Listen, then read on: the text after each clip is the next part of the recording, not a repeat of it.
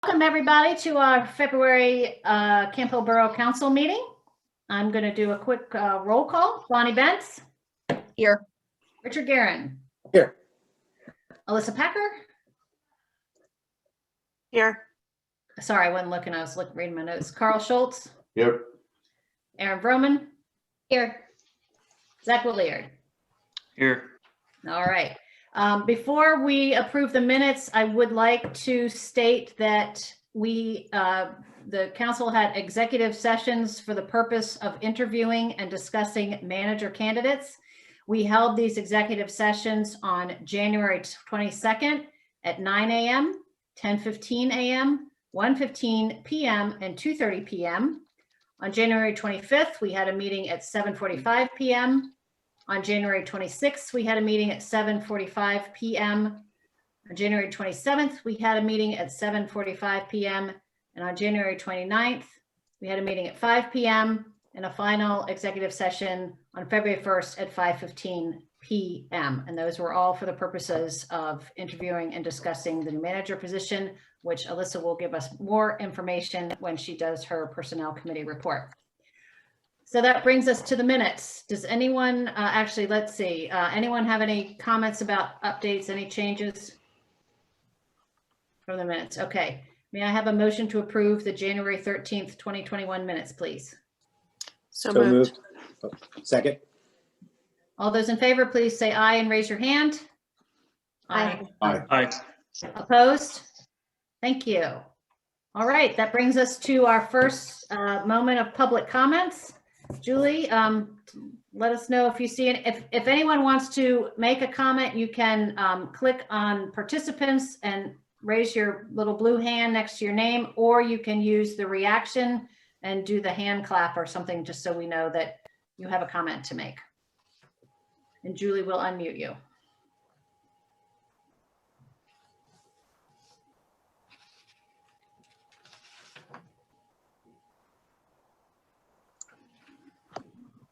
I am not. Oh, here we go. We do have one. Dustin? Hi, this is Dustin Taylor. Hi, Dustin. Hi. Good evening, everyone. My name is Dustin Taylor. I'm a resident of Camp Hill, live at 312 Willow Avenue here in the borough. I live next door to Richard Guerin, actually. I just wanted to take probably 2 minutes to speak about short-term rentals, permitting short-term rentals within the borough. I just have a prepared statement here that I'd like to read through, and thank you for your attention. To the Borough Council, I live full-time at 312 Willow Avenue with my family for the past 5 years. If you're not familiar with this property, it's effectively a duplex sharing a common wall with 310 Willow Avenue. The entire building is large, about 5,000 square feet, built with a brick exterior and a slate roof, and dates back to 1925. The 310 Willows Avenue side of the property has been rented out to various tenants since we moved in back in 2015. It's sat vacant for over a year, and this past summer, July 2020, I came to an agreement with the previous owner and purchased 310. So now I own 312 Willow Avenue with my family and 310 Willow Avenue right next door with an adjoining wall. Currently, I'm investing substantial time and money improving the property both inside and out. My goal is to offer the home as a short-term rental in the near future, hopefully sometime in the summer of 2021. My guest clientele are generally expected to be as follows.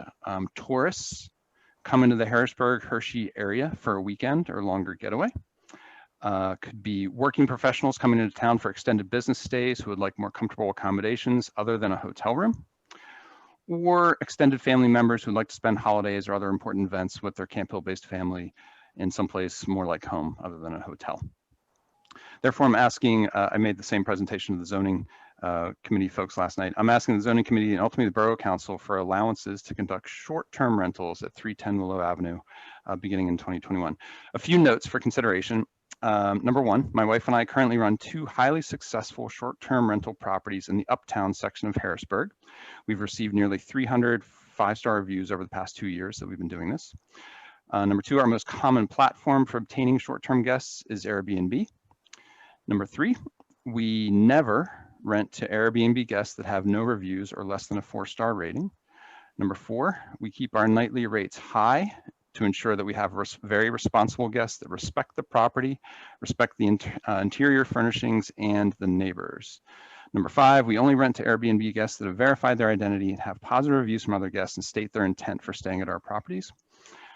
Number 6, we never allow parties, excessive noise, or any excessive alcohol consumption or any other disruptive behavior at any of our properties.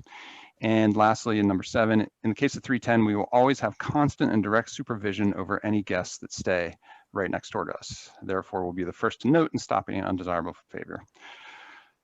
Currently, I'm almost finished. Currently, I'm not aware of the borough's current stance on short-term rentals. However, I can note several potential positives for short-term rentals in the borough. Travelers from out of town will get to experience our wonderful community on all that it has to offer. Often these travelers will patronize local businesses, which could certainly boost their visibility and revenue. And perhaps, although this is more of a thorny issue, a local occupancy tax could be assessed, as is done in some larger towns and cities. For instance, I know in my Harrisburg properties, Harrisburg automatically obtains a occupancy tax for all my guests that stay, and that's taken out automatically. I don't have to chase my guests down for that. Therefore, I would like to suggest there be an application process as currently exists today for typical long-term rentals. The criteria for short-term rentals could be made more stringent, perhaps with a strike rule, where if there was neighbor complaints, this would be cause for revoking of the permit for a short-term rental.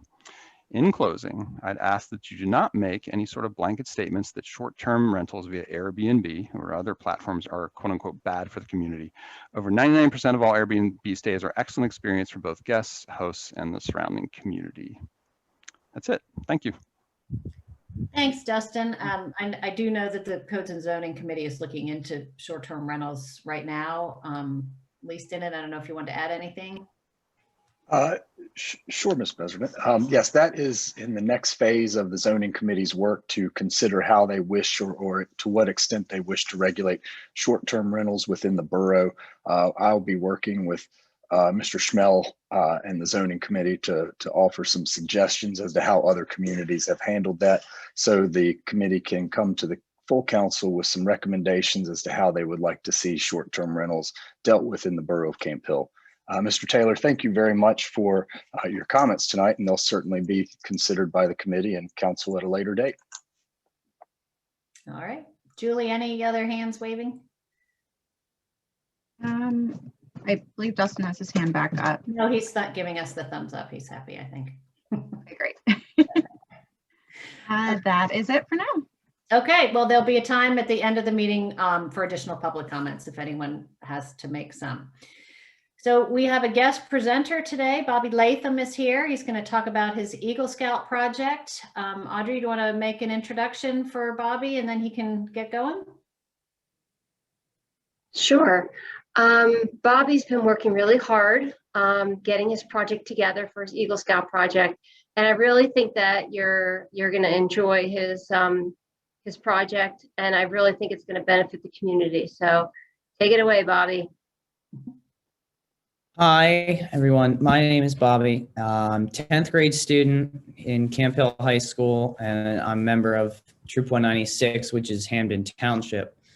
I'm here to present my project, which will make much needed revisions and improvements to the Maurice Goddard Trail. I'll be improving on several things. First, I plan to replace all of the signage and sign poles along the trail because they are old, some have been broken. Second, I plan to move a small portion of the trail on a new route that goes by Beverly Park that the borough recently improved. And I also will relocate the route from 30th to 29th Street, making it more safe to cross Market Street. Third, I'd like to add a new section of the trail that the borough planned to add soon already, which goes around the Frederickson Library. And fourth, at Siebert Park, I'll be moving some of the sign locations around since there have been sidewalks added since the trail has been last updated. I also plan to update the trail's brochure map and update the public billboard in Willow Park about the trail to reflect my changes. I'm happy to answer any questions that anybody may have. I would like to just add that Bobby has presented this to the Parks and Rec Commission or committee as well. And it's a very intense project. He's been extremely thoughtful on the materials and the build and the comprehensive update, as well as the trail update in Camp Hill, which we talk about in materials, but have never done. So he's willing to take that on. I'm really proud of another scout from Camp Hill who is doing an amazing project. And I just want to say, Bobby, you've done a great job. I'm really excited for the project. So Thank you. Bobby, that sounds like a good project. What's the timing or the thought on timing? I plan to do my fundraising as soon as I get, well, not as soon as possible after getting all the necessary approvals. I have to be approved by my troop committee after being approved by Borough Council. My next troop committee meeting is the end of this month. But all of my work and everything I plan to have done June or July. Great. Best case Bobby, scenario. I just want to thanks. It's a great project. I wish you the best of luck, and I appreciate you doing it. Yeah, it looks great. And I really like the idea of using the marker, the colors on the cane, the walking cane to know what trail you're on. I thought that was a great idea. I hope that's not too cost prohibitive. Sometimes with printing, you have to pay more for another color, but I like that. Okay, I am not sure if we have to have a vote on this. I think we do. Yes, I just got the word we do. So may I have a motion to approve Bobby Latham's Eagle Scout project? yes, I would like to make a motion to approve Bobby Latham's Eagle Scout project for the Goddard Trail. And a second? Second. Okay. Any other questions for Bobby? Somebody Okay. does. All those in favor of Bobby's Eagle Scout project, please say aye and raise your hand. Aye. All those opposed? All right, Bobby, you got your work cut out for you. Congrats. You can just follow up with Audrey. Congratulations, Bobby. Good job. Okay, public safety, Aaron Broman.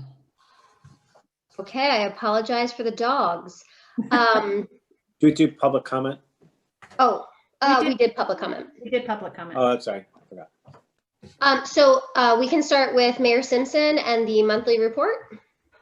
Okay, real quick, the monthly police report is there were 614 calls handled in January. The training for January, Chief Marginson, Lieutenant Kidman, and Sergeant Hare attended a training of trainers program for fair and impartial policing in Abington, PA. And this is going to give them the ability to train the patrol officers in to recognize their conscious and implicit biases and implement skills to promote fair and impartial policing in their daily work. So good job, Chief, on that. Also, the police officers are in the process or have already received their first round of the COVID vaccine. The fire department ran 31 calls in January and spent 54 hours on those calls. We being the fire department, are in the process of getting the COVID vaccine. Also, upcoming this year, there are 4 chicken barbecues the fire department's going to put on beginning in May. There's one in May, June, August, and September. Activities that the fire department is currently involved with, annual recertifications in CPR and basic first aid, as well as hazmat awareness training. Any questions from anybody? That's the report.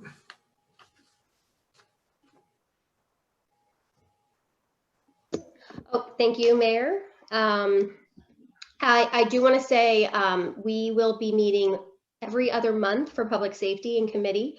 So our next Public Safety Committee meeting is March 25th at 4:30. Next, I would like to make a motion to approve ordinance 2021-01, establishing park hours for Schaefer Park from dusk to dawn. Second. Okay, we've talked about this, it was advertised. Any additional questions that anyone may have? And Only again, this questions. was talked about for several meetings. Sorry, Richard? No, my Yeah. only question is, like in the ordinance, it doesn't necessarily say Schaefer, it says unlit parks. So the rest are all lit, like even Beverly and so forth. It doesn't apply there. It The ordinance doesn't- says unlit parks. It doesn't say Schaefer. It excludes Schaefer. It Says should except only for be for Schaefer. Schaefer. No, it excludes Fiala. Yeah. Yes. No, so the way it's written is the parks are closed from 11 p.m. until sunrise, except for Schaefer, which shall be closed from dusk till dawn. Sorry, I should have been more clear there. All right. Okay, all right. I have a comment, actually, Yeah. one comment. So I just can't remember. Last month, was the condition about the no driving through Siebert Park in there? That wasn't an addition at all, was it? That is in the ordinance currently. Oh, okay. I was curious about that. Okay. Anything else? Okay, all those in favor of ordinance 2021-01 about park hours for unlit parks, please say aye and raise your hand. Aye. Aye. Aye. All those opposed? All right, motion carries. Thank you. And that is all I have under public safety for this evening. Okay, thanks, Aaron. Mr. Lynch, want to give us your report? My report is in your packets, and the highlights are going to be some important financing that Zach's going to cover. We're going to do some ascertainment of existing documents related to the Stormwater Authority and the borough. Zoning review will be covered. And one that we didn't, that really popped up yesterday, and I'm going to turn to Michael Hess later in the agenda, is a sanitary product change directive, and that involves the current sanitary restoration project between 21st and 24th. Ran into a pipe that has things growing into it and prevents the easy lining of the pipe. But we'll get to that later in the agenda. So what we're going to ask for is ratification of the need to go ahead with that project, and Mike will provide more details down the line. Then we have some personnel stuff coming up, and we'll get to that in time as well. All right, That's all I have. that's it. Thank you. Okay, finance. Okay, thank you. Mr. Williard, you've been busy. Yeah, we have a couple things on here. All right, so first off, I'd like to make a motion to pay the checks for December 2020 in the amount of $1,868,822.03. Second. Thank you. Any questions for Zach? Okay. Bonnie, did you raise your hand? Did you have a question? I'm unmuted. Yes, I have a question. In the sewer fund checks, I'm not sure what page it is, but it's under where we made a payment to Hampton Township. And then there's also a check that was issued to the borough in the amount of $342,000 and change from the sewer fund. Is that a reimbursement of sort? I'm just curious how that works. I'm trying to look here. Sorry, I don't have the page number. I'm sorry. It's the checks have the SF after them.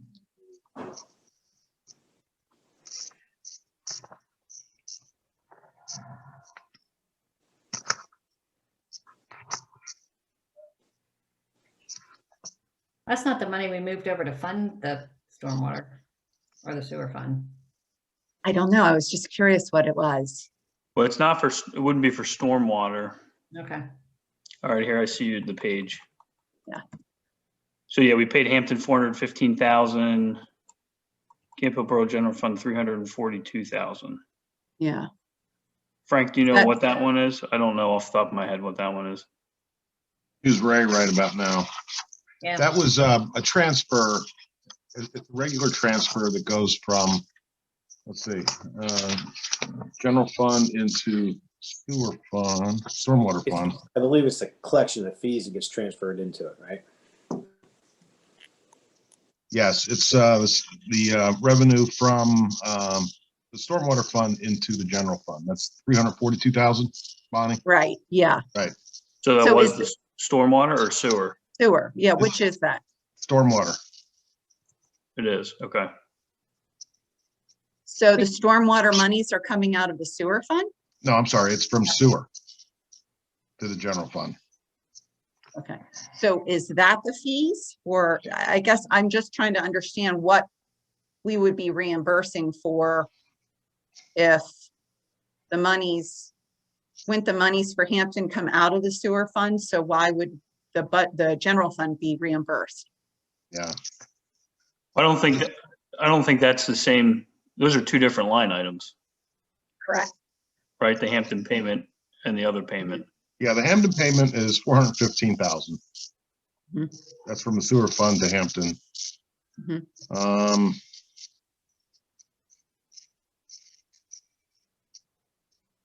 Is that how Ray just does his, was it regular payments just being moved? Yeah, he came in and said, there's gonna be a couple questions that you may get. Here's what they are, and here we are. And I should have paid more attention to them. Let's get him on the phone. So I don't have a detailed explanation for you. But it Perhaps, sounded, huh? go ahead. I mean, you could approve it on the condition that I email you an answer tomorrow. Yeah, that's what I'm thinking. When Ray explained, it made a lot of sense to me. Okay, so do you want me to amend my motion to approve the checks awaiting Frank's response? Okay. Yeah. Yeah, that'd be good instead of holding it up. Yeah, that's fine. Okay, so I'd like to amend the motion on the table, awaiting Frank's response on the Camp Hill Borough General Fund payment of $342,986.75. Second. Did you second it originally, Richard? I'm sorry. Yeah. Okay, thank you. All right, very good. All right. Any other questions to stump Zach and or Frank? Just a comment to just be clear, this is a transfer among borough funds, so Right. Yeah. it's not going outside. So we just need to understand exactly what was going on. Right. Yes, yes. Okay. All right, all those in favor of the amended motion to approve the checks awaiting an answer on the $342,000 transfer, please say aye and raise your hand. Aye. All those opposed? Okay, thank you. What's next, Zach? Okay, so item number, or letter B, item number 1. So before we talk about the borrowing, we need to approve the agreement with the Camp Hills Borough Municipal Authority. It's the management agreement. Now, some quick background, the authority approved this back last fall, and I think it was September. And what the borough needs to do is ratify it. We didn't do that. I think we kind of just lost track in the shuffle of things that happened from September to October, and we need to do that tonight. Just to clarify, that's both the lease agreement and the management agreement. The lease agreement is for the stormwater assets leased to the authority. The management agreement is the document that sets forth the relationship between the authority and the borough for use of borough employees and payment for that use at a fully loaded labor rate. So they're also tied such that if one were to be terminated for whatever reason, both would terminate. So the two documents do go hand in hand and are important for support for the borrowing upcoming after this. Oh, okay. And so, Lee, they're listed separately. It's 1 and 2. Do we need to make a motion to approve each one separately or together, or doesn't it matter? You can approve both together. Okay. Okay. So I'd like to make a motion to ratify and approve the stormwater management agreement and the stormwater lease agreement with the Camp Hill Borough Municipal Authority. Second. Second. Thank you. All right. Questions for Zach? It's just the or lease Lee? is for the, I'm sorry, the lease for equipment is just for $1 for X amount of years. It's not like we're leasing it, we're not charging the borough for money for it. No, it has $1 written in it. Yeah. Any other And questions? just to clarify, we've already vetted this thoroughly and thought we had already ratified this essentially, right? Yeah, I probably should have mentioned that. These are the same two documents that I think you guys have had for about a year and a half, maybe two. So, yeah, they've been thoroughly vetted actually before I was solicitor, after I was solicitor, and a third time as solicitor. Yeah, these went through council for a while, and then, you know, once the Stormwater Authority was created, there's rounds of comments from the authority, you know, dating back to the beginning of 2020. And yeah, That predates my time on council, but I was pretty sure I remembered hearing those conversations. So I just wanted to make sure that the public was aware that these are documents that we may not be talking about them tonight, but we have talked about these documents extensively in the past. correct. Yeah, good point. Okay. All right. All those in favor of ratification of both the stormwater management agreement and the stormwater lease agreement, please say aye and raise your hand. Aye. All those opposed? Thank you. Okay, so under letter B, item number 3, I'd like to make a motion to approve the debt ordinance for bondish or note borrowing series of 2021 A and B. And it's for stormwater improvements and for streetscape projects. And real quick, what we'll Hold do on, is, let's get a second real fast. Second. Thank you. Okay, go ahead, Zach. so real quick, I'm going to share my screen. We'll look at the bids that we did and the interest rates that we got back, the winning bank. And then John Cox from Eckert Siemens, who's been note bond counsel for the borough, is going to quick go through the ordinance that's in front of us for a vote tonight. I think he's on somewhere, but Yep, he's on. let me quick share my screen here. Hey, John. Hey, John.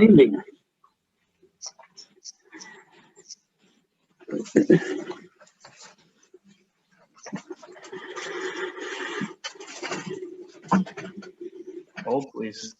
I think Zach's trying to get the cat filter. Okay. That was a good video. Okay. So Frank had sent out a bank loan RFP, I don't know, three plus weeks ago to about 35 banks across the Commonwealth. And what we did was we got bids back last Thursday for both Series A and Series B. They're broken into two series because one is going to fund the streetscape project, which, you know, I think we've all heard plenty about. The other one is going to fund stormwater projects, which the Stormwater Authority has lined up, which I think, you know, we've talked about fairly extensively as well. And we have the winning bids in here. So let me quick go through this.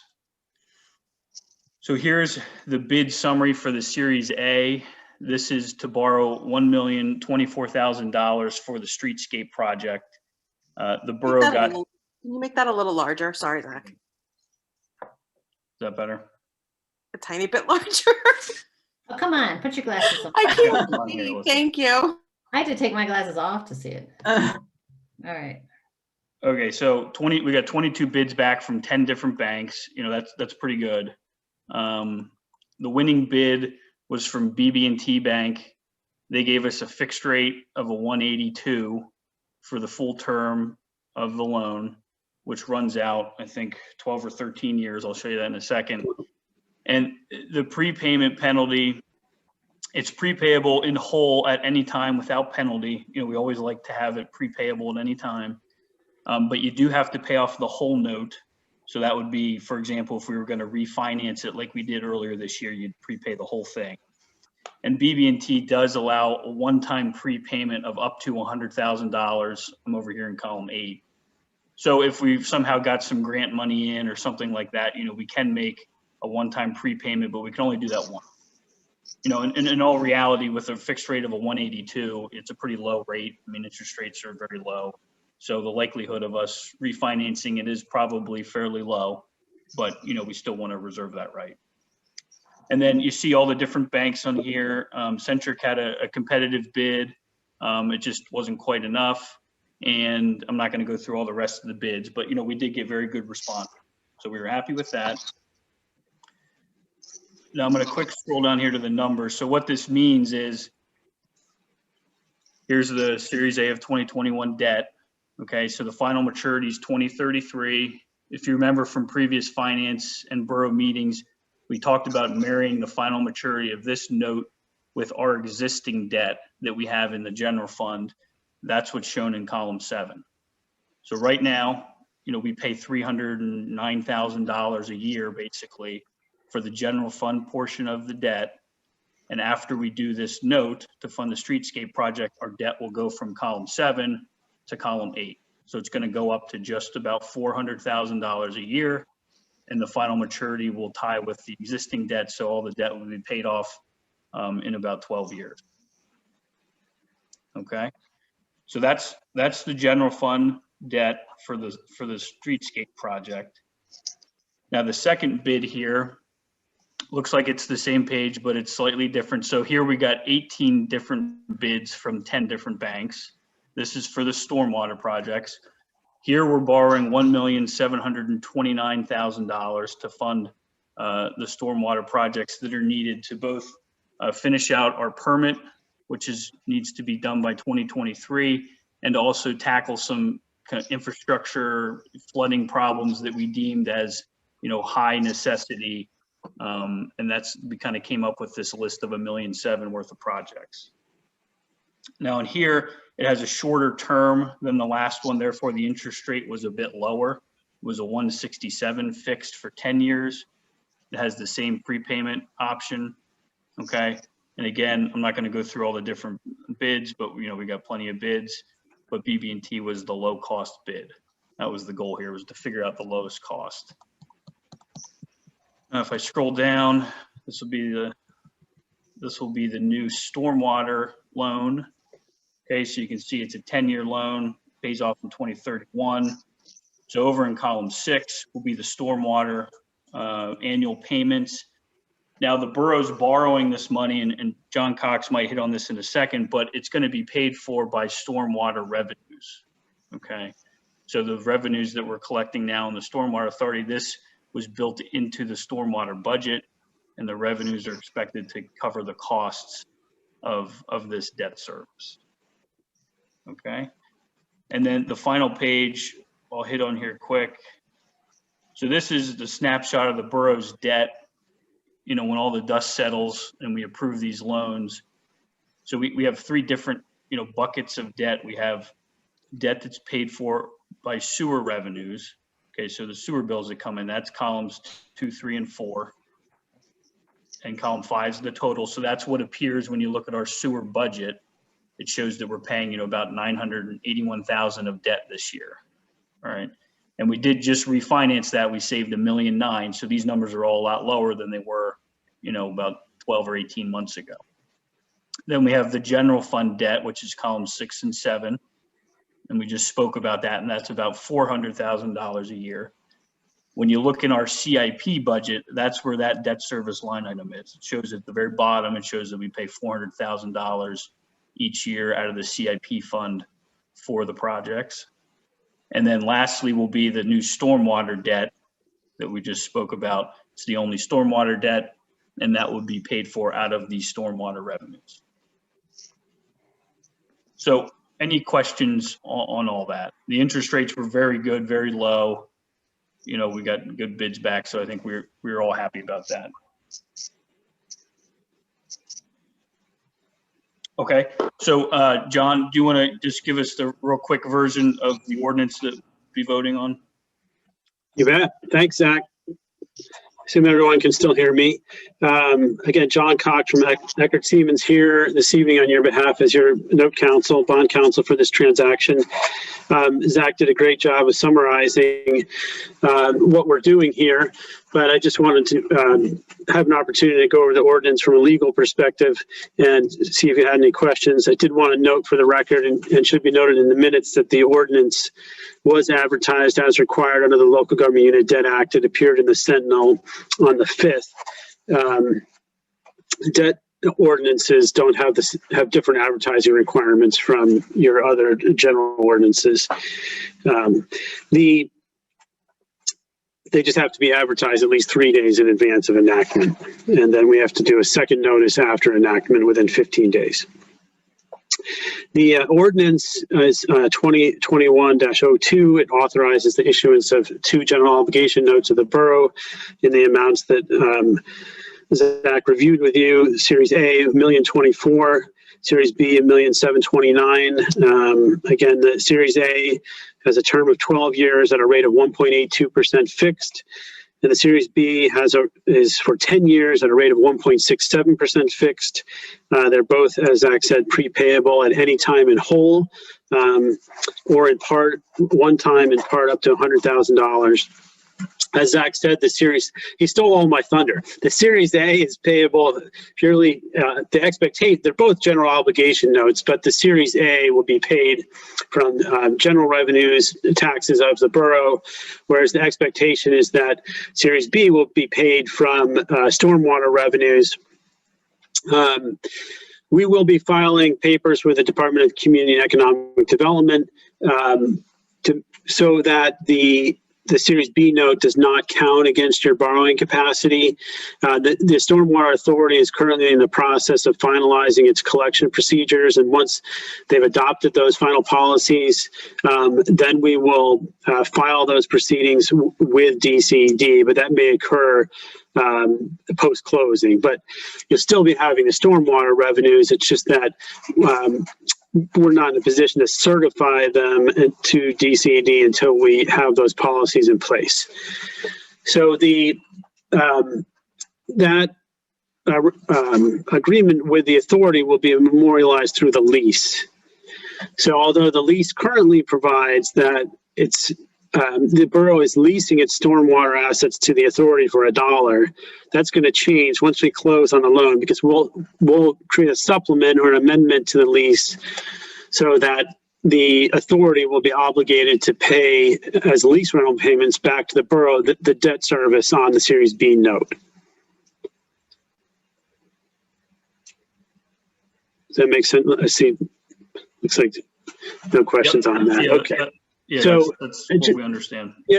So just one last observation. So the borough will be borrowing the money for the stormwater improvements. And as I understand it, will be actually creating the bid specifications and letting the contracts for the improvements. So it will be managing, as the manager of the authority's stormwater assets, will be managing, that construction process, but the assets will automatically, because they're being constructed in borough right of way and borough property, they'll automatically pass to the authority under the lease, and then the authority will make lease rental payments back to the borough. But I just wanted to make sure everyone was on the same page, understood how that process was going to work. So the money will actually be held in a construction fund at the borough, in both cases, for the streetscape project and the stormwater improvement project.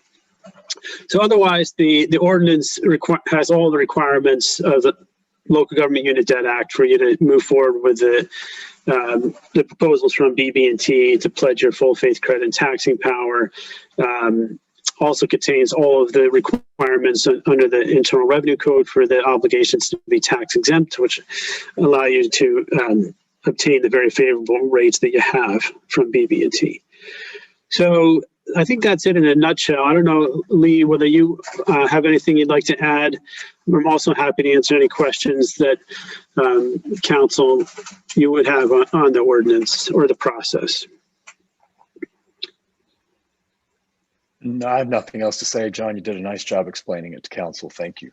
Okay, thanks, Lee. Yeah, so the only action tonight would be to enact the ordinance. It's the only action the council needs to take to move forward with the transaction. Then we have to file paperwork with DCD, and then it's about a 30 days, a 30-day period before we can close.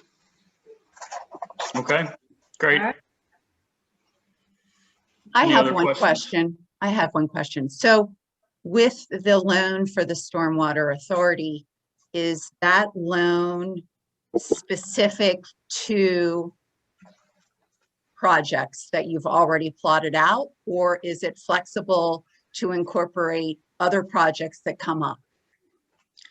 It's for specific projects that we've already plotted out, but the document, I think, is written so that if for some reason we had some emergency problem come up, that we could switch projects. But I mean, we've carefully laid out the projects that, you know, we want this to fund.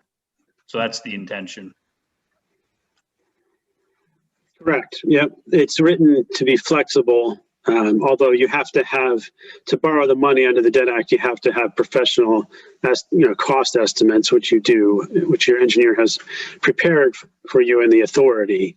But you do have some discretion and wiggle room. You may have more projects than what you're borrowing now, for example, and that may be phased. And if you change the priority or the phasing of those, that's certainly acceptable. Okay. Anything else for John or Zach? I just want to make one comment, and that is, when Zach went through the total debt figures for the three different funds, general fund, sewer, and stormwater, it looks like a big number, but it's important to remember that all but the general fund is self-liquidating. So they were to fund big projects for which there's a revenue stream. So the number shouldn't be viewed as quite as scary as it might otherwise appear. And, we've refinanced our debt a number of times going back to 2011 when the first sewer bonds were issued. So, I think the borough's been good stewards of its debt. We continue to lower the interest rate when possible. So, yeah. Yeah, no, we can't get much lower than the 1.67 we've got. That was great. So do we need a roll call vote, John, or can we just vote? Yes, please. A roll call vote? I'm sorry. Okay. Yes, please. All right. Are we ready to vote? Any other questions? Okay. I'm just going to go alphabetically. So please say, I guess, aye or nay, whichever way you'd like to vote. Bonnie. Aye. Richard Guerin. Aye. Alyssa Packer. Aye. Carl Schultz. Aye. Lee Twyford, I am aye. Aaron Vroman. Aye. Zach Williard. Aye. All right, there you go. All right, great. Thanks, John. Okay, thanks, everyone. Have a good evening. Thank you. Okay, bye-bye. All right, and then letter C. So I'm going to let Frank kind of give us the brief on this. And then I will make a motion. I think we need a motion, but Frank, do you want to kind of tell us about it first? Yeah, there's a couple of things that the Pennsylvania Municipal Retirement System is requesting of us. They're all timely, and they all involve ordinances as minor changes to our pension plans. And in three buckets, they basically are to restate the plan for both the police and non-uniform employees of the borough, to reconcile any changes, especially with the police contract that was finalized late last year, and waive employer contributions to the plan as allowed if the plans are fully funded. And the information supplied to us by the PMRS is that our plans are fully funded to the tune of, I believe it's 106% on the non-uniform side and 112 or 114% on the police side. So we're in good shape there, and the plan does allow us to waive the employee contributions if the borough chooses to do so. But that's an annual event, and it has to be a proactive event taken by the borough to make sure that happens. So I've forwarded the materials on to Mike Miller, who will be working with PMRS and the new manager to put together an ordinance that will be prepared for your consideration at your March 10th meeting. And so all we're asking for tonight is authorization to advertise with intent to adopt ordinances that will satisfy the requirements of PMRS. Okay, thanks. So I'll make a motion and then we can ask questions. So I'd like to make a motion to advertise the ordinance to be in compliance with PMRS. I think that was right. Second. Second. Further discussion? These are just changes they asked us. It requires more paperwork versus not changing anything. Right, and there may be minor changes. The police plan, they want to have a look at that and make sure that it comports with our understand. The police contract as it is comports with what they have on record. So this is basically saying the borough stand behind its plans, and to the extent that there are any changes, here's what they are. And Frank, you said this is something that we are supposed to be doing every year or every year? The employee contribution requires proactivity on the part of council, and you have been proactive on that front in terms of waiving the employee contribution to the plan. Okay. Yep. The other parts are once every year, every couple of year restatement and reascertainment to make sure that the plans that we're operating under and the plans on file with PMRS are reconciled. Okay, right, and that's what we're doing now. Okay. Yes. So we're not doing anything tonight except to advertise an ordinance that will be prepared by council in conjunction with the new manager and PMRS. Okay. All right, all those in favor of advertising the notice, please say aye and raise your hand. Aye. Aye. All those opposed? Motion carries. And just one other thing, Lee, real quick before we move on. Finance Committee met last month, and we did have an interesting presentation from a company called, I think it was Turnkey Revenue or Turnkey Recovery, something like that. That they're likely to come back and present to full council, but it's a way that a company that uses software to basically find revenue in the borough via people that are not paying the right EIT tax. And, they framed it's not necessarily people who are trying to do anything wrong. Sometimes they don't even realize it, but it was an interesting way to drum up. There's not a lot of places to find revenue these days, and this is an opportunity to do that. So part of the puzzle is we need Chris Miller to help kind of tell us what all data we have on people in the borough and all the different residences, and then we can determine how useful their service would be.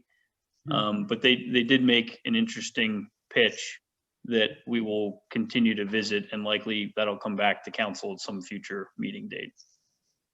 And just to clarify what you said, Zach, with regard to people that maybe are not paying it, it has to do a lot with companies doing direct deposit. So if their addresses for the employees are not updated, the employee is still getting the money into their checking account. It's just that the address is incorrect, so we don't know about it. Right. Yeah. In the old days, when you got paychecks, you made sure to change your address so you knew where your paycheck was going. But nowadays, it's less important because everybody's on auto. If Turnkey found something, would they go back and say somebody moved here from Hampton Township? Would they go back to Hampton Township for the amount of time that person had lived here and take the money from Hampton to us? Or would they just start when they found it? I think it starts now. I'm not sure. Okay. Well, I'm not entirely sure about that. Know. That's a good Right. question. Well, we can ask them when they do that presentation. Yeah. Okay. Very good. All right. Okay, that's it. Thank you. All right. Thanks, Zach. All right, Bonnie, Public Works. Okay, we did not have a Public Works meeting this past month. I understand we will be needing to schedule one soon. The Public Works report is in your packet, but since Mike Oxer is on tonight, I thought I'd give him an opportunity if he has anything to say from Public Works. Mike? Yeah, I'm just figuring out where the mute button is. Is everything going good for you guys? Yes, you've been masterful with the snow. Thank you. All right, we're going to get some more tonight. Right. We'll let you go if you need to go jump on a plow. But no, everything's been going good on my end. Okay. So Frank's been doing a great job with us. So Good. We like to hear no issues. yeah. All right. And so next, I'm going to turn it over to Mike Hess because we have 3 items here. One is a sanitary sewer change order request, which he'll explain to us. And then I think that might be in discussion with 34th and Walnut Street sewer repair, followed by Seabird Park Trail. So go ahead, Mike. Okay, I'll do them in the same order that Bonnie mentioned. The first item Frank alluded to in his manager's report is on the 2020 sewer improvements project. When they televised, cleaned and televised the lines, they found one line east of 25th Street parallel to the bypass that has a condition we call tuberculation, which is a biochemical process on the inside of the pipe that causes it to constrict. There's a mineral deposit that reduces the capacity. It's not part of the contractor's responsibility to repair it. It's not something they typically find, but it is repairable. In order to repair it, they have to bring in a specialized piece of heavy equipment that goes inside the pipe and cuts out that mineral deposition.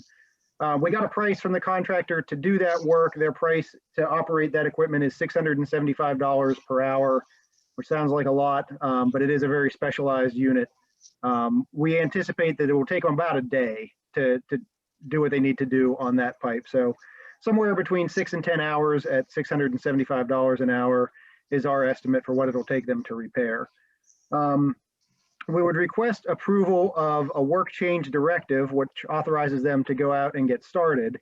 Once we know how much time they've actually spent and equate that to how many dollars they've billed, then we would come back with a formal change order request. I'll pause there if there are any questions, and if not, ask for approval of the work change directive to repair that pipe. Any questions? Mike, is this pipe in relationship to the drainage problems from 34th Street at all? It's not. No, this is actually a different part of the system. This is a pipe that was scheduled to be lined as part of the 2020 sewer repair. We don't recommend lining it with this issue not being addressed. The liner won't last very long, and it won't have the inside diameter of the pipe that it really should. Okay. All right, Bonnie, you want to make your motion? Okay, I'm going to try to remember what Mike just said. I'm going to make a motion, would like to make a motion for approval to request a sanitary sewer change that would approve work on this pipe. Where was the pipe again? This is the pipe. It's just east of 25th Street. It's manhole 253 to manhole 261. Okay, manhole 253 to 261. Second. Thank you. Don't ask me to repeat that when we take a vote. All right, any questions about this pipe on east of 25th Street? Goes How under many the manholes does underpass, doesn't it, Borough Mike? I'm sorry? It goes under the underpass, right? This is the pipe that runs parallel to the underpass right before we turn 90 and go under it. This is not the pipe under the underpass. It's the one just before it. Okay, got it. All right. Richard? I was curious how many manholes we have in town. Ooh, that's a trivia question I don't know on the top of my head. I could get you an answer though if you really want to know. I could Well, find 253 to 242, that's a lot. Yeah, that's a lot. All right, I will call the question then. All those in favor of the change order for the sanitary sewer system, please say aye and raise your hand. Aye. All those opposed? All right, thank you. Okay, the second item I have then, now I'm back on track with my report. The 34th and Walnut Street sewer repair. I think you remember in the December meeting, a resident raised a concern with issues they've had in that neighborhood with sewer backups over the years. We looked at CCTV footage for that system. We checked out the manholes. We actually did a test pit in one location to find the line. We did sufficient reconnaissance to know what the fix needs to be. And unfortunately, it's a dig and replace type of fix. There's not really a way to repair the problem there with a liner or something along those lines. We got a quote from the borough's emergency repair contractor, Rogel, to repair that line with a dig and replace. It came in at about $160,000, which is a number that's probably too high to be an emergency repair based on some conversations we had with the solicitor. Our next step is to take it to the Public Works Committee, talk about other ways that it could be done and when the right time is to do it and how that correlates to the availability of funds in that kind of amount. So just an update on that, no requested action. We're going to workshop a little bit more with Public Works Committee and figure out the best way to tackle that. My quick question about that. Sure. So when you did the CCTV, was that old footage that we already had, or is that new footage that we just did? It was footage that you already had, but it wasn't very old. It was only 2 or 3 years old. So I guess my question is it one little section that needs fixed and that costs 160, but like, you know, if you look at it holistically in that area, is there any other huge problem that we don't, like, I don't want to fix something for 160 right here and then 6 months from now find out there's 300,000 of fixes right next to it that we didn't look at or something. That's possible. We don't have footage for the whole neighborhood. We did have footage for the section that we're dealing with here. There wouldn't, if we were to repair the segment in question, there's very little likelihood that we would ever have to come back and redo that because it's a complete redo now. The $160,000 piece is a complete redo of the system in 34th and the system in Walnut. There may be additional work that we would find is necessary for the other lines upstream that tie in to there. But that's something that could be done in the future, either in concert with this project or as a separate project. And you're highly confident that this $160,000 fix would alleviate the problem here? Yeah, we are. Based on what we saw in the CCTV footage, there are pipes that are just disjointed and they're offset vertically so that the flow has to get up a step in order to continue on down. And that's a pretty good sign that there's a hydraulic issue like the ones that have been noted. I should also note that the $160,000 repair was the quote from the emergency repair contractor. When the job, if and when the job is bid, then it becomes a prevailing wage job and that number will probably go up. So I would caution us against getting married to the 160 figure. I think that till that goes through a public bidding process, that will escalate. Mike, you said the CCTV footage you looked at was a couple of years old. Yes. How come we didn't notice something then? Well, I think that we did notice something then, but we were pushing it off until I don't have perfect insight into what Sam's thinking was on the neighborhood, but I know that he had expressed an interest in doing a larger storm, sanitary, and paving repair in that neighborhood that all would be kind of combined into one contract. So I think that was part of his long-term plan, but I don't know that for certain. Okay. All right. Well, Bonnie, I guess that'll be on your next meeting agenda. Yeah. Okay. The next item I have is the Seabrook Park Trail. You'll probably recall that we've been in conversation with the Stormwater Authority, and I think I've talked about this a little bit at the council level about repairing and stabilizing the stream in Seabrook Park to finish out our Chesapeake Bay Pollutant Reduction Plan requirements. I think you're probably all also aware of the project to put in a kayak launch along Creek Road right at the bottom of the Seabrook Park Trail. And that portion is partially funded, about half funded with a Fish and Boat Commission grant.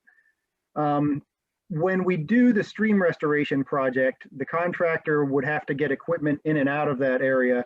And the most likely way to do it is via the trail, which means that they'll probably be disturbing the trail and have to repair it as they work their way out. With this in mind, we noticed that there's a DCNR grant available that we thought would be a good fit. It's their Rivers Conservation Grant Program. We had a conference call with DCNR, got pretty favorable feedback about it, and also went to the Parks and Rec Committee to discuss the project and got favorable feedback there as well. The project would involve using DCNR grant dollars to improve the trail when we work our way out after the stream restoration project, instead of just putting it back as a gravel trail the way it is. Those improvements would be to make the trail 8 feet wide and paved, and to reduce the slopes to where they're ADA accessible for the whole length of the trail. And there's a concept plan in your packet that we developed that would do that. The project also involves ADA parking at both ends of the trail, which is a DCNR requirement. We did a cost estimate for the concept that's shown. It comes in at about $220,000. The DCNR grant caps out at about $250,000, so we're within the range. That $220,000 would be for the trail and the other half of the kayak launch. And DCNR confirmed that the funds would be available or eligible for both of those. If council wants to pursue this option, the requested action would be to advertise for a public hearing at the March meeting. Having a public hearing is a requirement of the DCNR grant. If we have the public hearing in March and it goes well, we would then at that point ask for a motion to actually file the grant application. I'm happy to ask any questions about the trail or the grant process or anything else you might have. And if it's agreeable to council, again, the requested action would be to advertise for a public hearing for next month. I think it's great. I'm glad you found some grant money. That's awesome. And I'm glad we can move forward on that, the kayak launch. So Mike, did you say that we would want to make a motion to advertise for the grant in the March or the April meeting? I thought I heard April. Yeah, the grant deadline is in April, but before we can file, we have to have a public hearing. So we would propose to have a public hearing in March. That public hearing has to be advertised. So the request for tonight would be to advertise. Okay. Yeah, I think it sounds like a good idea. Lonnie, why don't you make a motion to advertise for the public hearing before the March council meeting? Is everyone okay with having that before the March council meeting? Oh, you want it before the March? Okay, that same day though. Yeah. Okay. Like we usually do. Okay. So I'd like to make a motion for approval to advertise for the DCNR grant in March, an hour prior to the council meeting, so that we can have a public hearing and discussion. Second. Questions, comments? All right, all those in favor of advertising for the public hearing to be held at 6 p.m. before the March council meeting, please say aye and raise your hand. Aye. Aye. Opposed? All right, thank you. That's all I have in my report. I'll make one last comment about the trail project, which is that the Stormwater Authority's expenditure for the stream restoration can be applied as match. And with those dollars in play, we have far more match than DCNR requires. So we're good there. Okay, even better. That's all for my report. That's it. Okay, thanks, Bonnie. All right, Carl Schultz, Community and Business Relations. Thank you, Lee. Quick report tonight on the streetscape that's moving along. The engineers are developing the plans to get in front of PennDOT, get the permit, and begin construction in the spring. So that is moving along. The other thing I want to mention is we have a Community Business Relations Committee meeting tomorrow at 5:30 p.m. And the topic there will be support of the Downtown Camp Hill Association, the group put together by the business owners. We have supported that effort over the years, recognizing the value of a vibrant business corridor. Residents said they wanted that when we did the strategic plan. One of the things that contributes to that is a good business organization. So we hired Mary Beth Brath to help with that, which went on for a while. Mary Beth left. The proposal now is with Julie to take that over with the new role that PPP is proposing and is later on the agenda. At the same time, we recognize the business community in Camp Hill is fairly small when you talk about the local merchants on Market Street. But with that, or despite that, I would say, it was our intent when we started supporting that group to get them on their feet, get them running, but eventually that they would become self-sufficient. That's probably too strong given their size and so forth. It's probably, some contribution, some skin in the game to support the position that supports them. So we will be talking with them tomorrow about that. We'll see where that ends up, but I think everybody on council supports the idea that we support the business community, but that we get them contributing a reasonable amount towards that. So come to the meeting tomorrow at 5:30. That's it. Actually, yeah, that if you do have time, please do come. They've prepared I think a nice presentation about what they've been doing, and they have been working really hard and doing a lot, and then also sort of what their goals are for the future, which if you have time to get on yet another Zoom meeting, might be good to hear. So, all right, Carl, anything else? That's it for me. Thank you. Okay, Parks and Rec, Aaron Broman. Hi again. So for the monthly report, there are a few things I want to point out. If you do go online to the recreation links on our borough website, there are several winter classes and special events that are coming up that are available for residents. One of the things I want everyone to note is that we do have a community shred day coming up on April 17th from 8 to noon. Penn Waste, in their new contract for us, has provided us a 4-hour time slot where we can bring all of our documents and shreddable items to the borough building, and through the parking lot we'll have everything set up. So you can go, you can bring all of the things that you need to destroy, you can watch it be destroyed so it's gone forever. And that is April 17th from 8 to 12. We are paying for it, so you might as well utilize it. The other thing I really want to talk about is the bunny extravaganza, because as a mom of 2, I have gone to every single bunny extravaganza that my children were eligible for ages 3 through 9. It's a great event, and we are making it COVID friendly this year. In conjunction with the Downtown Business Association Spring Fling on March 20th. From 10 to 11 a.m., we will hold our bunny extravaganza COVID style. It will be outside in different tents or different little areas on North 22nd Street between Market and Walnut. We'll have egg decorating and crafts and all the usual fare, but we'll have a parent with each child. Registration is required because space is limited, and we do already have a nice registration happening. Go online to the recreation links, find the special events, it's right there. It is $11 per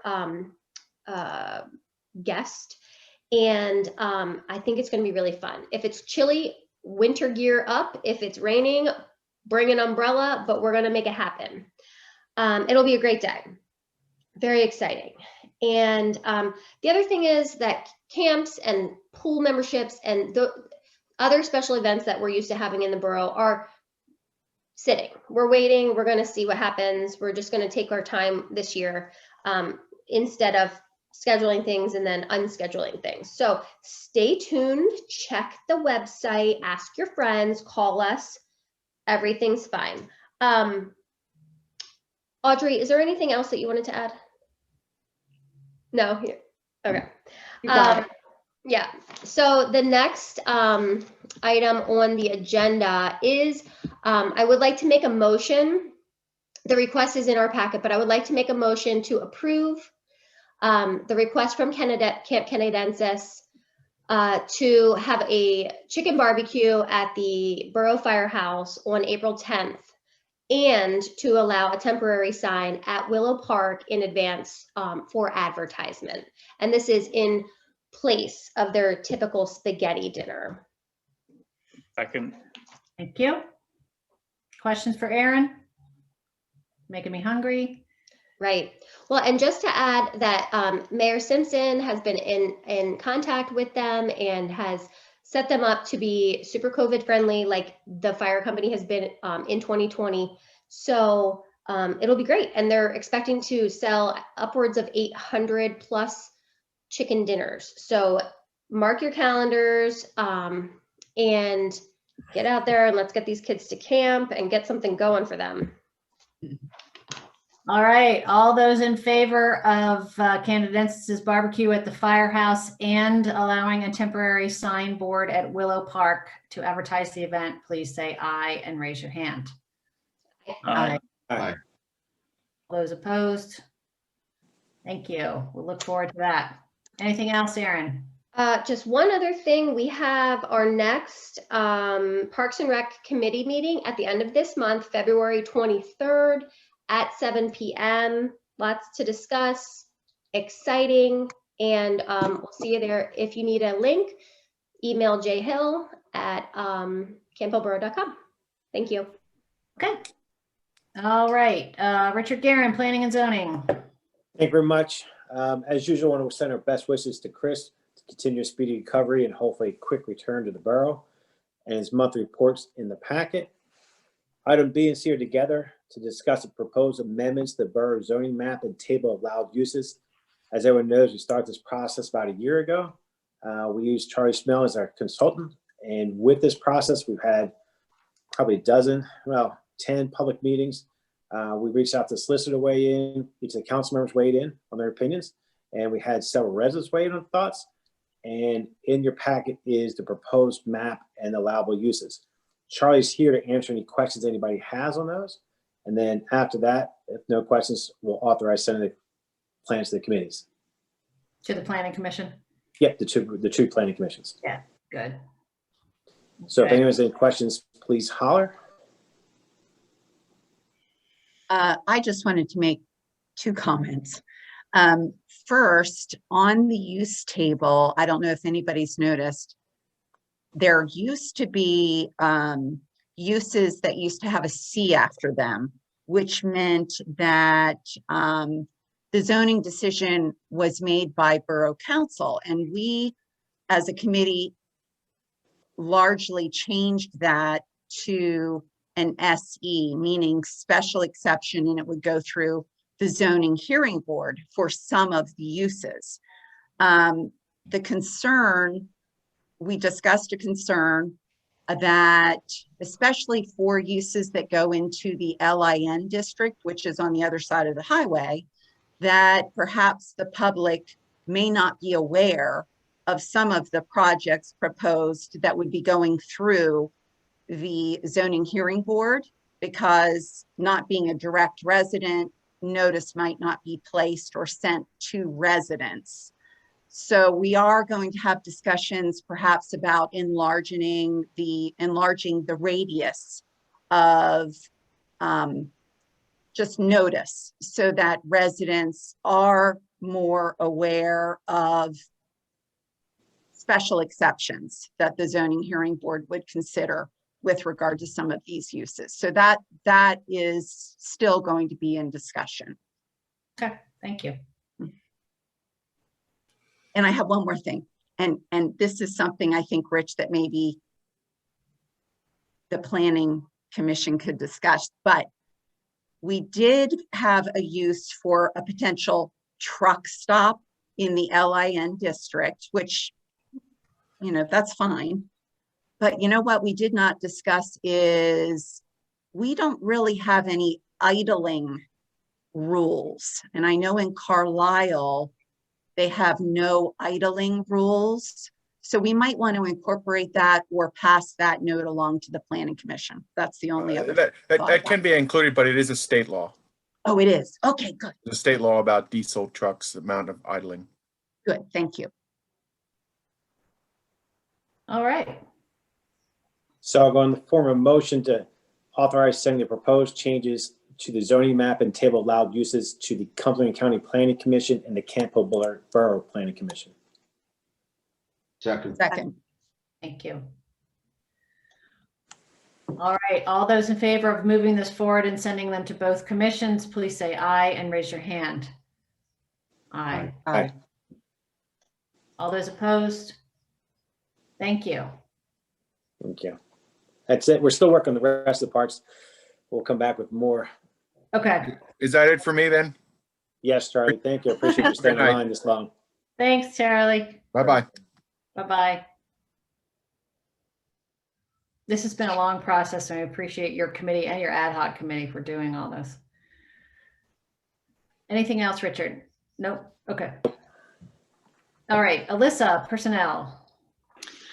Okay, thank you. Well, as you know from the exec session dates that Lee announced, we have been busy as a council and as a PPP committee interviewing candidates for, and we'll get to that in a moment. But first, I'm going to start with A, which is discuss and vote on staff's recommendation of continued closure of borough offices and indoor facilities to visitors as a precaution against COVID until March 11th.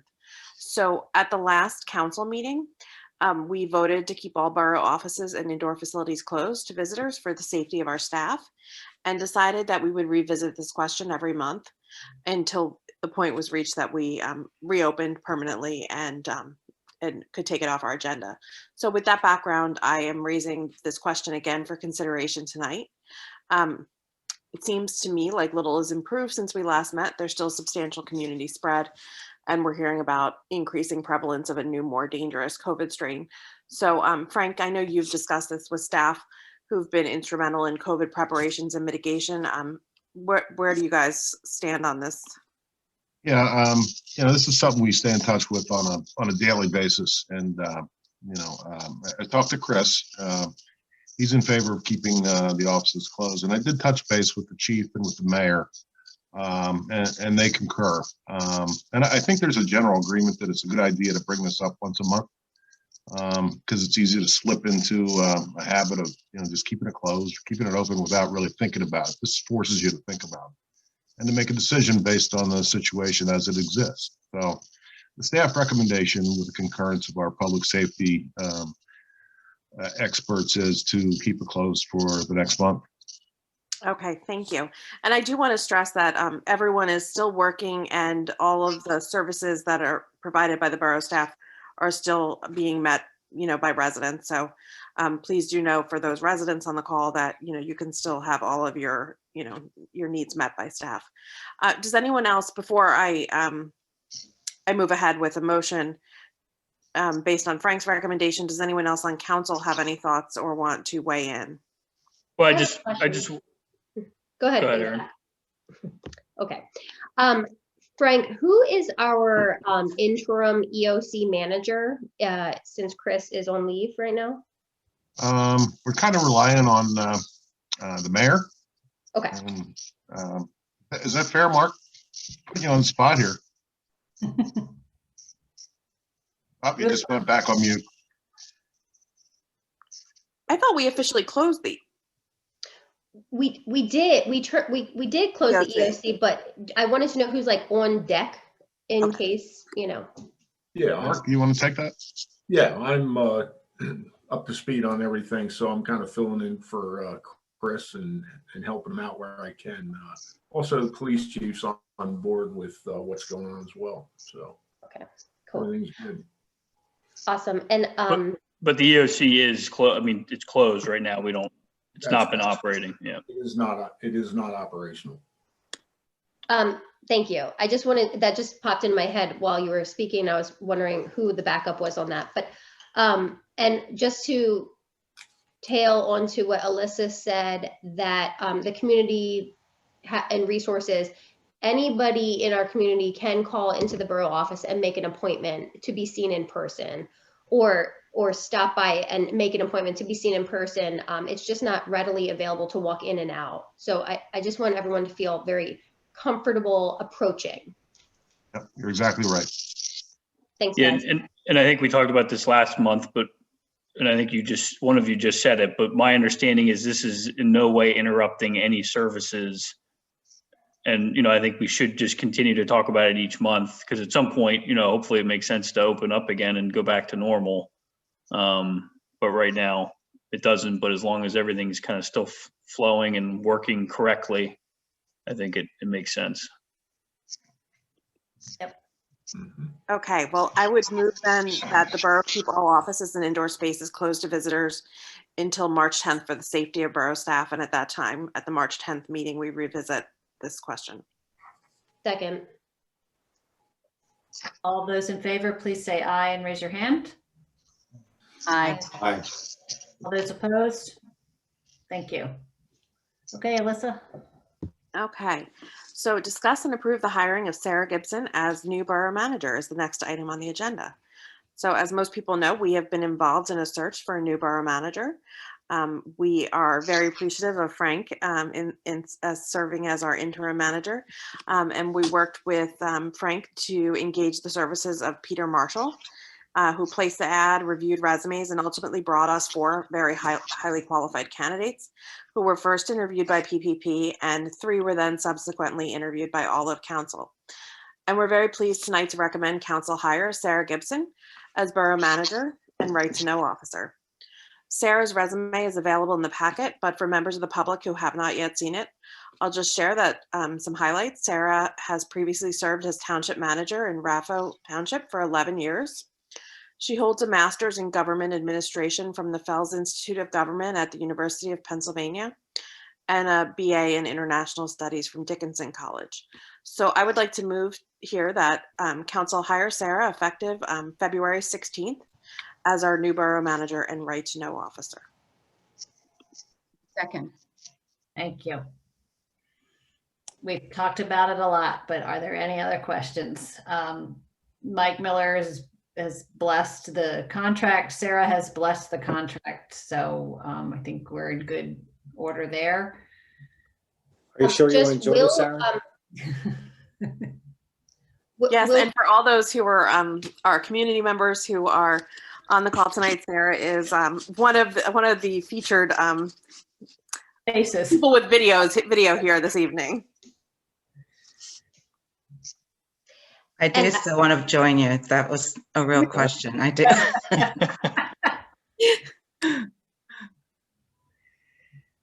Okay, and I'm going to call the question. All those in favor of Sarah Gibson as the new Camp Hill Borough Manager, please say aye and raise your hand. Aye. Aye. Opposed? Motion carries. Welcome aboard. Welcome, Sarah. We're very excited to be working with you, and we're very thankful, Frank, for your leadership in this interim period. My pleasure. Yes, thank you very much. Great group. Camp Hill is awesome. Camp Hill rocks. All right, we have another item, and that is to discuss and approve the promotion of Julie Hill to full-time status as Communications and Community Coordinator effective March 1st, 2021. So I just want to give a little background here. The PPP committee and Frank recommend that council hire Julie Hill as a full-time employee. We propose to combine Julie's current responsibilities for communication with responsibilities for business support and promotion previously held by Mary Beth Brath, and to expand Julie's role to include grant writing and human resources support as well. So this position, Mary Beth position was already budgeted for this year. So the budget for adding to or expanding Julie's position is already included in our budget for this year. We're just rolling it out a different way rather than hiring a part-time person like Julie. Like Mary Beth. We are proposing to merge that part-time position with Julie's current part-time position to expand her role. So we anticipate that Julie's time will be evenly split between the borough and the downtown Camp Hill Association assignments. And as part of her new proposed job, Julie will work with the Market Street merchants and property owners on a variety of fronts, just like Mary Beth did, but also provide logistical and communication support for the streetscape project. We've discussed this in PPP in general terms with the Downtown Camp Hill Association and agree that this is a good approach to take. So the job description was in the packet, and I would like to move that council hire Julie as communications and community coordinator effective March 1st. Second. Second. Thanks. So like Alyssa said, we've had time to discuss it. Carl sent an email out to council last night trying to answer any other questions you may have. Any thoughts that anyone else would like to bring up? It's a great idea. I think it's well worth it. And welcome aboard, Julie. I think Julie's been an awesome addition to our staff, and I'm glad to see her role expanded. Yeah, I agree.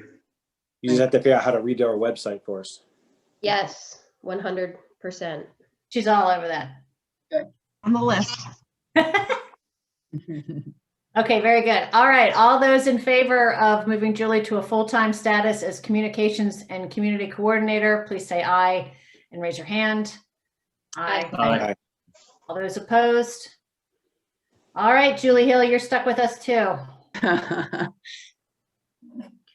And that is all I have. So all exciting stuff. Oh, let me mention too, I know at the last meeting I gave an update on the Public Works Director search and said that we had some exciting news and was hopeful that we would have somebody on board. That offer is still extended, and perhaps understandably, that person was hesitant to accept the offer without knowing who their boss would be. So now that we have hired a borough manager, Sarah is going to reach out to the candidate who we extended the offer to, and hopefully we will have an announcement about a Public Works Director very soon. So that person is still in the mix here, and we are very hopeful that they will take the position still, but they want to meet the new borough manager first. Yeah, That's all I have. No pressure, Sarah. Okay. Richard, the school district had a big announcement of a hiring, if you want to share that. But they did hire a new superintendent. I can't remember the gentleman's name, but they did reach out and ask us to schedule a district borough meeting sometime near future so the new superintendent manager can meet and get updated on all the projects. And I think they might have one or two things they want to discuss with us. So we'll be setting that date up sometime next month. Okay, sounds good. Okay, comments from council. Actually, I'm going to start that by welcoming Sarah. And we're happy to have you on board, and we're just really looking forward to having you in our borough, and to also say that, Frank, I will very much miss our daily phone calls and your very underhanded, understated leadership. You've just done not at all underhanded. Not underhanded, understated. If Frank, underhanded works, whatever right. works. Frank is the most mellow manager, just rock solid, and you've been great, and we've appreciated it. Well, thank you. Like I said, it's been fun. And if you can't go anywhere, do anything in retirement because of COVID, why not go to Camp Hill? That's going to be our new motto for our business borough relationship. I was going to say marketing. Julie, get that down. That comment was underhanded. That was underhanded. Okay, let's see. Let me just go around the bend here. Bonnie, any comments? I just want to reiterate, Lee, thank you so much, Frank. I really enjoyed working with you, and welcome, Sarah. I'm excited to have you as our manager, and congratulations to Julie. So it was a very good month. Yeah, it was a good month. Richard. Same thing. Welcome aboard. Looking forward to working together. Alyssa. Can I just say ditto? And I'm excited about the new map and everything going to the commission. So I think it's just all around a good month of progress here. Yeah, I agree. Carl Schultz. Ditto what she said. Welcome, Sarah. Welcome, Julie. And thank you, Frank. Aaron Broman. Same. In addition, I think in the past year, we have done a lot of work, and I'm really proud of the group. as a whole and all of the ins and outs of folks that we've replaced and we've rehired, and we have built a new leadership with the borough. And I'm very excited to go into my second full year on the council with a stronger team. Again, I'm just really proud of everyone's hard work. We've done a ton of stuff in COVID. Thank you. And Zach. Yeah, just again, thanks to Frank. It's hard to believe you're only here for what, 3.5 or 4 months. It seems like we did a lot of stuff in that time, and you did a great job. So we appreciate you keeping the ship afloat. And welcome aboard, Sarah. If I could say one thing, it has been a pleasure and all that, but all joking aside, you can't do this job without a great teamwork. And, Mike's on the phone, Mike's on the call here. I see him off to the side there. I think this is his first council meeting that he's attended, but Mike has really stepped up in the absence of Sam. And I mean, there's so many things that I couldn't have done, Mike Hess couldn't have done without Mike being on board and the true professional that he is. I mean, it goes for everybody on the staff, including Audrey, who's here, Julie, of course, but everybody on the staff has really stepped up. And, thanks also to Lee and Mike for talking me out of some rough spots. It's been helpful, very helpful, essential.